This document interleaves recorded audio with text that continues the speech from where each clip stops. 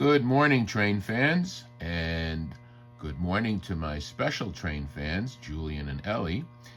This morning, we're looking at probably one of the most classic locomotives in the Lionel train repertoire, the Santa Fe diesel locomotive F7. This was produced by Lionel around 1946, 1947. It is a beautiful classic example of post-World War II Lionel technology. And I'm showing this because today we're going to talk about these diesel locomotives, particularly this F7 variety. This is the War Bonnet paint scheme that was used by Santa Fe, and it's a classic look. You can see the yellow motif on the front with the Santa Fe under the headlight above the pilot. And what I'm going to be also showing you is some other manufacturers' entries that would be competing with this type of locomotive. So right behind this classic Lionel, we have here a Marx entry. This is the Marx 21. It's its version of the classic Lionel F7 diesel locomotive. It has the same paint scheme, the Santa Fe War Bonnet, red and yellow and silver and black. The only real big difference here is that this locomotive is all tin. It's tin and it's lithograph printed. So this obviously reduced the cost of manufacture, and it made the Marx locomotives much less expensive than its more expensive counterparts being made by Lionel. Other than that, if you look at it, a little bit of a distance, it's a little bit hard to tell, but it has very little surface detail. As I zoom in here, it might look three-dimensional, but that's obviously because the lithography was extremely well done. It almost looks like the vents on the top are three-dimensional when in fact they are not. It has some roof detail as well. You can see the two horns up at the front, but you can also kind of, as you closely look at this, see that it is a printed windshield. There's no glass there. It does have a headlight out the front though. So very nice example of a Marx version of this classic locomotive. Now, the third diesel locomotive that I wanted to show you here, also using exactly the same type of color scheme, well, maybe not exactly the same, but a very, very recent entry, and that is this locomotive that we see here. This is a F7 War Bonnet Santa Fe diesel produced by Menards, the hardware company, the hardware store company that's got many locations around the Midwest, none that are pretty close to me here in Delaware. But I was able to purchase this mail order off of their website. And aside from the fact that it has chrome trucks and a chrome pilot, which is very different, obviously, from the original Lionel or even the Marx, it is a reasonably nicely detailed version of the same F7 locomotive. And it's got two motors in it, and it's got good pulling power, and it has some electronic wizardry going on inside it that allows the locomotive, when it's operated using a remote control, and I'll show you what that looks like here. There's the remote control. It's operated via Bluetooth technology, which is something that's way beyond the technology that was available for this 1950s version made by Marx, or this late 1940s version made by Lionel. But at the second part of this video, I'll give you some examples of some runtime with these locomotives so you can see how they operate. The only one that has any real significant sound effects, shall we say, would be this one here, the Menards version, which has some electronic sound effects in it. It's got crew talk, it has a horn, and it also has a bell. Some of these sound effects are better than others. The crew talk actually is quite impressive because they actually refer to the locomotive's number when you activate it, and I'll give you some examples of that during the actual runtime. But as far as the Marx version, there's no sound effects at all other than the sound of the train going around the track. There's no horn, there's no bell, nothing like that. But it was a low-budget version. The idea was to get it at a low price where it would get into more of the hands of the consumers that were interested. The Lionel version actually did try some sound effects. There's essentially a buzzer in there. It's very similar to the kind of doorbell buzzers that were being used in the late 1940s, and that would suffice as a horn. It's powered supplementally by a D battery that's in the middle of the locomotive, and one has to be very careful to make sure you don't leave that battery in there too long, because a lot of times these earlier batteries would leak and they would damage the battery compartments, and that might mess up other things as far as the locomotive is concerned. I forgot to mention this. All three of these locomotives, by the way, all have headlights, right? This one, the Marx version, and also the Menards version, all have headlights. I think the only thing that might be different is that the Menards version, again, being the newest of the three, also has a backup light located at the rear door of the locomotive. Now, one last example of this type of diesel that I want to show you is another one from Menards, and that's over here. This is an F7 Union Pacific. In the Union Pacific, a yellow and red and gray paint scheme with an American flag prominently displayed at the back. From what I understand from other versions of the Union Pacific that were released by Lionel, they did not have the flag positioned where you see it, and the road name is not quite as big as it is here, but it's a nice detail job. It's nicely detailed as well. Actually, it's using exactly the same mold as the Santa Fe version that I just showed you. It also has the working headlight. It has the sound effects. It also has its own Bluetooth operated remote control, and we'll see that in operation in the second part of this video. I hope that you're finding these videos interesting and you're enjoying them. Please like and subscribe, and you'll always be notified when new videos are published. And I look forward to seeing you again next time here on the Morrisania and Harlem River Railroad. So until next time, please run your trains. And thanks again. All right, so first thing we're going to do is give this locomotive some track power, about 16 to 17 volts. Immediately we hear the sound of the diesel engine idling up. And now I'm going to use the remote control to activate that. Turn the volume up.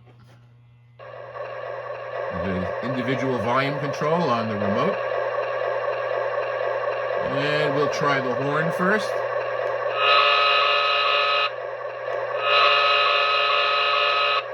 Not exactly the most realistic, but not bad. Here's the bell.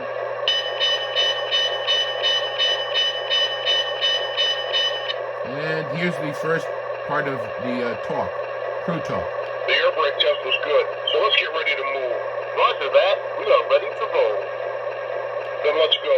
Dispatcher, 3945 East is ready to proceed. Dispatch, I see the signal has gone from red to green. We are moving. Yeah, the signal is green.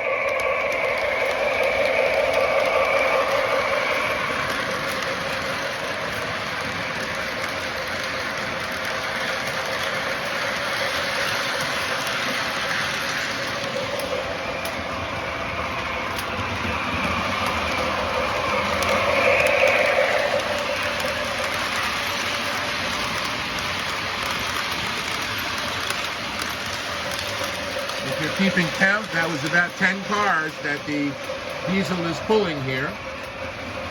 And let's watch this time for the dip of the giraffe.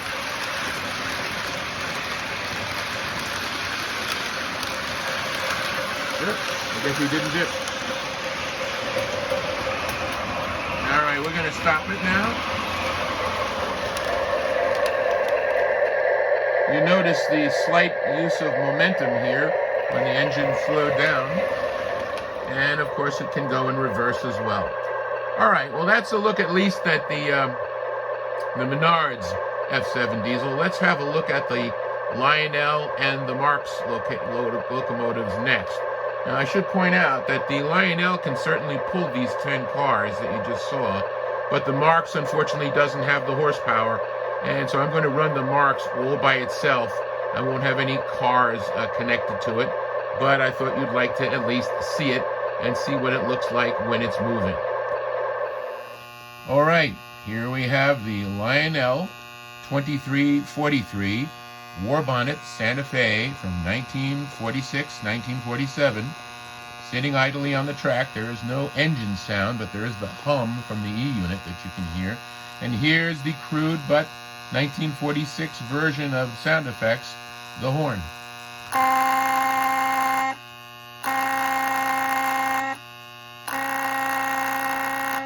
All right, let's get her moving.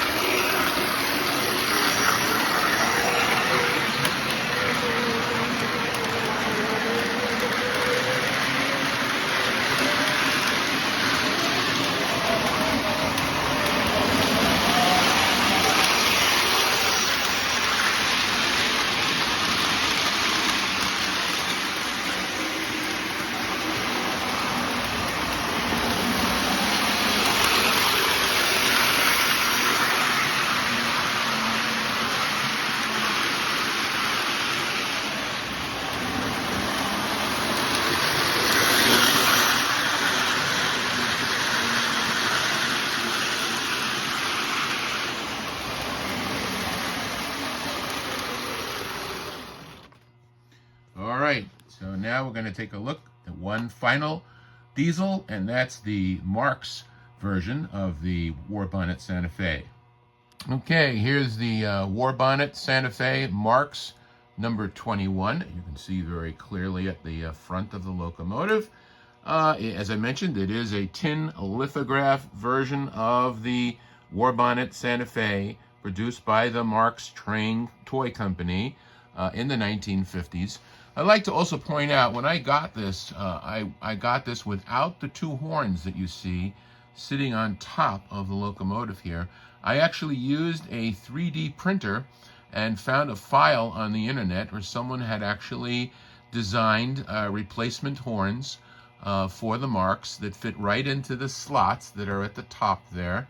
So I printed both of these out in black, of the black material, the PLA material, and they fit perfectly in those slots, and that looks quite nice, sitting on top of the Marx 21 Santa Fe War Bonnet diesel from the 1950s. So let's watch it move. I can't really run it all the way around the track because I don't have any other cars, any Marx cars on the layout right now, but let's take a look at it.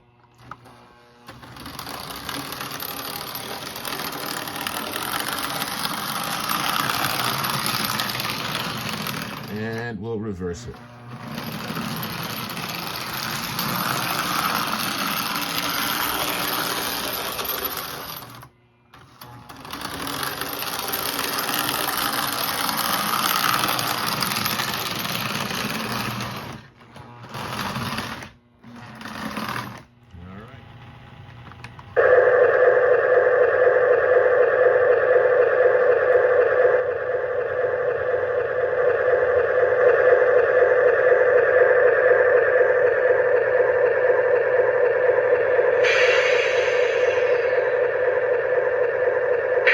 Brake test was good, so let's get ready to move.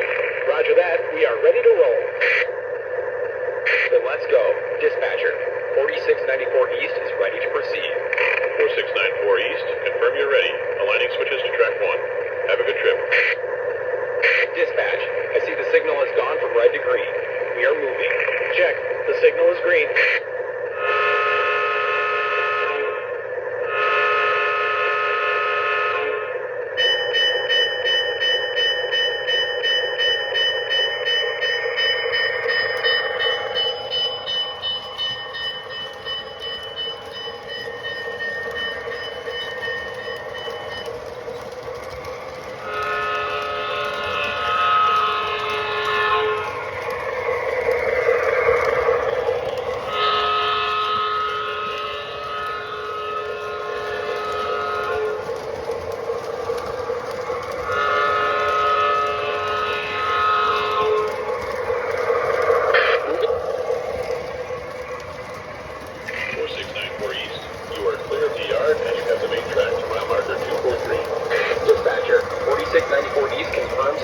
3943.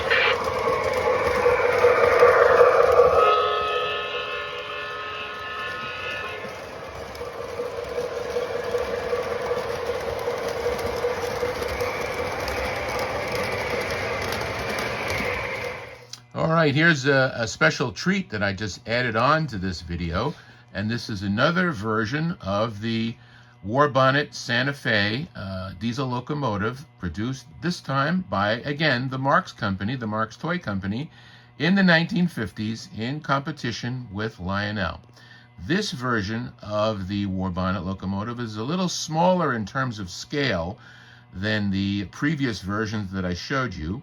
And also, this version was not produced in tin and lithographed, as I showed you, but this one was actually produced in plastic with a mold with much three-dimensional detail built into it. And it also has a very nice paint scheme and detail, probably not as nice, again, as what the folks over at Lionel were doing at the time, but I'll give you a close look at it. You can see this is numbered the number 1095. It was produced with a B unit or a dummy unit. It has lots of nice surface detail on it. You can see the vents along the side, and it has the ladders leading up to the access points of the diesel. Those ladders are probably part of the more delicate portion of these models, and when you're looking for them at train shows, very often those ladders are broken off and sometimes replaced with newer versions or glued back on. These actually are the original ladders that have not broken off of this particular model. It also sports a headlight at the front. It has no light at the back, and there's no sound effects on this. Again, this was produced as a budget model in the 1950s, the early 1950s, I might add. It has a single motor, so it doesn't have a lot of pulling power. But it does run quite nicely, and it has a built-in forward and reverse unit, so you can control the direction of the locomotive by remote control simply by turning the power off and then back on again. So I'm going to give you an example of that right now and run this locomotive down the layout a little bit. It's not pulling any cars, but you'll get to see it in motion.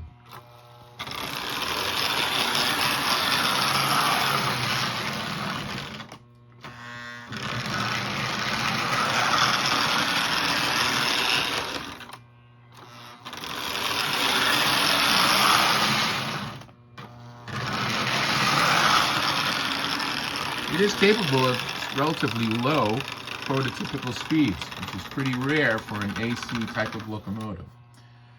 Anyway, that's about all we have for you today. Again, thanks for watching. I hope you enjoyed this video and learned something about these variations of these very nice looking diesel locomotives that have been produced by Lionel and Marx and now Menards since the early 1950s. All the way up to today. The Menards were just released, I think, about a year ago. So I hope you enjoyed it all, and I hope we'll see you again real soon. Again, please like and subscribe, and in the meantime, run your trains. Here's another chance to see that giraffe drop down when we go by.